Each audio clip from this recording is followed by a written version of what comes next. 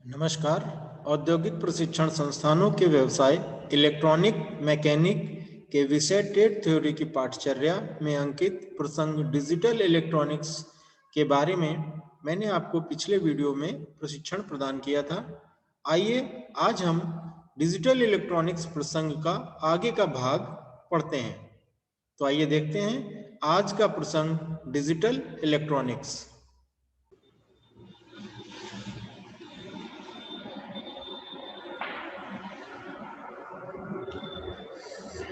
पिछले वीडियो में हम लोगों ने पढ़ा था डिजिटल इलेक्ट्रॉनिक्स, एनालॉग और डिजिटल सिग्नल में अंतर।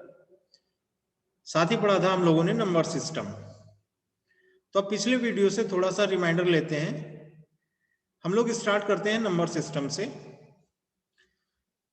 सामान्यतः संख्या संकेतों का क्रमित समुच्चय होती है, अर्थात कोई भी संख्या कई अलग अलग प्रकार के संकेतों का एक निश्चित क्रम होती है और उनका जो एक समूह होता है उसको संख्या कहते हैं।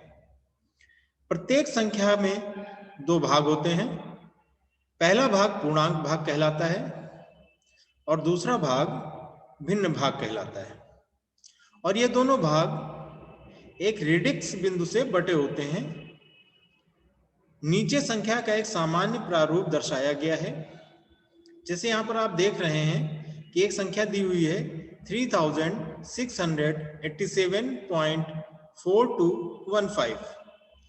तो इसका रेडिक्स पॉइंट जो है, जहां से ये दो भागों में बटा हुआ है, वो इसका डेसिमल है, रेडिक्स पॉइंट है।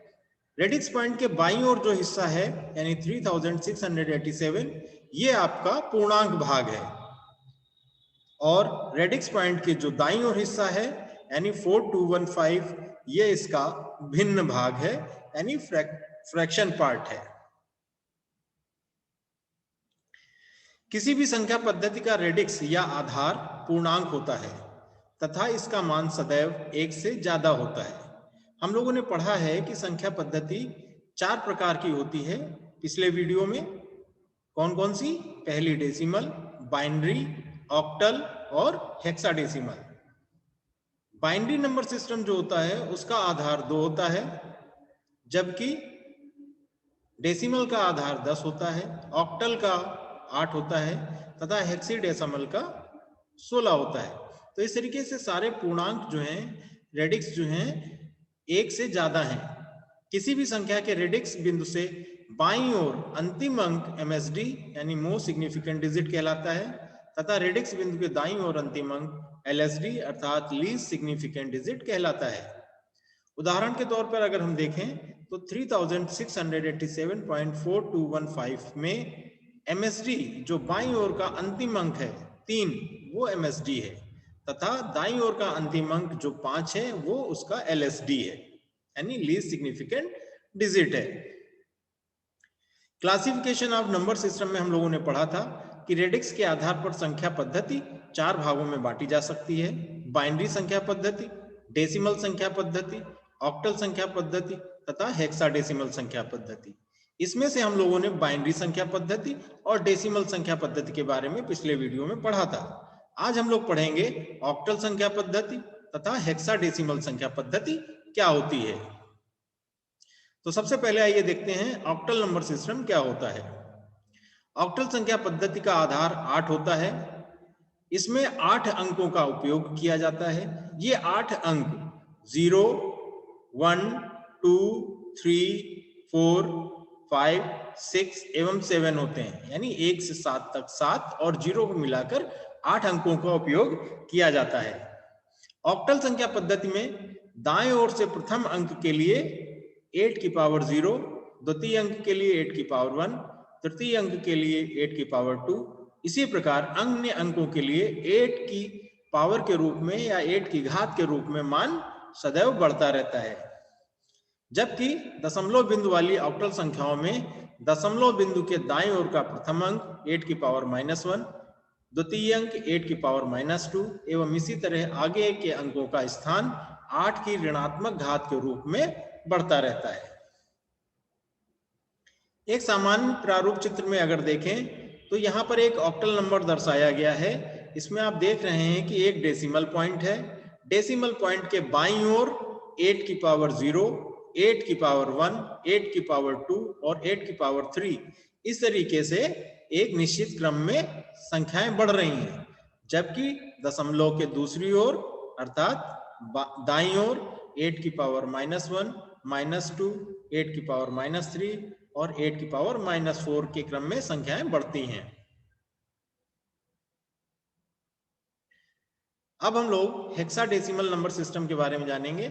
तो इस पद्धति में आधार 16 होता है। इस पद्धति में 16 अंकों का उपयोग किया जाता है। हेक्साडेसिमल पद्धति में एलएसडी का स्थान 16 की पावर 0, इसके बाएं ओर के द्वितीय अंक का स्थान 16 की पावर 1 और उसी क्रम में स्थानों का मान 16 की घात के रूप में बढ़ता रहता है। यानी 16 की पावर 0, 16 की पावर 1, 16 की पावर 2, 16 की पावर 3, इस तरीके से अगर n नंबर तक है तो 16 की पावर n तक लिखा जाता है। और अगर दशमलव बिंदु है, दशमलव संख्या है, कोई दशमलव हेक्साडेसिमल नंबर है, तो दशमलव बिंदु के दाईं ओर का प्रथम अंक 16 की पावर -1, 16 की पावर -2 और इसी तरह से आगे की तरफ बढ़ता रहेगा। अभी हमने आपको बताया कि इस संख्या पद्धति में 16 अंकों का उपयोग किया जाता है, लेकिन अंक 0 से लेकर 9 तक 10 ही होते हैं। बाकी जो होते हैं वो अंग्रेजी वर्णमाला के प्रथम अक्षर A, B, C, D, E और F होते हैं। अर्थात 0, 1, 2, 3, 4, 5, 6, 7, 8 और 9 संकेत सामान्य रूप में अंकों को प्रदर्शित करने के लिए दर्शाए जाते हैं। और हेक्साडेसिमल पद्धति में 10 को अंग्रेजी वर्णमाला के प्रथम अक्षर A से, 11 को B से, 12 को C से, 13 को D से, 14 को E से और 15 को F से dर्शाया जाता है। यहां पर आप देख सकते हैं कि डेसिमल पॉइंट के एक ओर बाईं ओर 16 की पावर 0, 16 की पावर 1, 16 की पावर 2 और 16 की पावर 3 के क्रम में अंक व्यवस्थित हैं और दशमलव के दाईं ओर 16 की पावर -1, 16 की पावर -2 और 16 की पावर -3 के क्रम में एक हेक्साडेसिमल नंबर को लिखा जाता है। इस तरीके से आपने संख्या पद्धति के चारों वर्गीकरण के बारे में जाना। संख्याएं 4 अंकों में अगर प्रस्तुत करनी है तो किसी संख्या प्रणाली में अधिकतम संख्या अग्र प्रकार की होती है। सबसे पहले तो मैं आपको बात करूंगा डेसिमल नंबर की। डेसिमल नंबर में सबसे बड़ा अंक होता है 9 और जितने अंकों की बड़ी से बड़ी संख्या लिखनी होती है हम 9 को उतनी बार ही लिखते हैं। जैसे डेसिमल में अगर हमसे कोई कहे कि आप 3 अंकों की सबसे बड़ी संख्या लिखिए तो आप क्या लिखेंगे? 999। 5 अंकों के लिए कहेगा तो 5 बार 9 लिखेंगे। इसी तरीके से हम यहाँ पर बात कर रहे हैं 4 अंकों की बड़ी से बड़ी संख्या अलग अलग संख्या पद्धतियों में क्या होगी। तो जब हम बाइनरी में बात करेंगे, बाइनरी संख्या पद्धति में 4 अंकों की अधिकतम संख्या लिखेंगे तो हमें पता है कि बाइनरी का अधिकतम मान 1 होता है। तो बाइनरी में 4 अंकों की बड़ी से बड़ी संख्या क्या होगी? 1, 1, 1 और 1, यानी 4 टाइम्स हम 1 लिखेंगे। इसी प्रकार ऑक्टल में 0 से स्टार्ट होता है और लास्ट जो बिगेस्ट डिजिट होता है वो 7 होता है। तो ऑक्टल में 4 डिजिट की या 4 डिजिट की जब संख्या लिखनी होगी तो वो होगी 7, 7, 7 और 7। डेसिमल में मैंने आपको बता ही दिया कि 9, 9, 9 और 9 होगी। इसी तरह से हेक्साडेसिमल में हम स्टार्ट करते हैं 0 से, 9 तक अंक होते हैं, उसके बाद A, B, C, D, E और F होता है। तो लास्ट अल्फाबेट जो है इसका वो F है। इसलिए जब हेक्साडेसिमल में पूछा जाएगा कि सबसे बड़ी 4 डिजिट की संख्या कौन सी है, 4 डिजिट्स नंबर कौन है जो मैक्सिमम है, तो हम लिखेंगे F, F, F और F। विभिन्न संख्या पद्धतियों के आधार एवं परास को निम्न सारणी में दर्शाया गया है। एक ये शॉर्ट रिव्यू है आपके लिए। आप देख सकते हैं कि संख्या पद्धति डेसिमल अगर हम लें तो उसका आधार 10 होता है और परास 0 से 9 होता है, यानी 10 अंक होते हैं। और परास का अर्थ उसकी रेंज कौन कौन से नंबर उतने बीच में आते हैं, यानी 0, 1, 2, 3, 4, 5, 6, 7, 8 और 9, ये 10 अंक हैं जो डेसिमल संख्या के अंतर्गत आते हैं। बाइनरी का आधार 2 होता है, इसमें केवल 2 संख्याएं होती हैं, 0 और 1। ऑक्टल का आधार 8 होता है और इसमें 8 संख्याएं आती हैं, इनका परास 0 से 7 होता है, 0, 1, 2, 3, 4, 5, 6 और 7। हेक्साडेसिमल में आधार 16 होता है और इसका परास 0 से लेकर F तक होता है, अर्थात 0, 1, 2, 3, 4, 5, 6, 7, 8, 9, A, B, C, D, E और F। अभी हमने संख्या पद्धतियों के बारे में पढ़ा।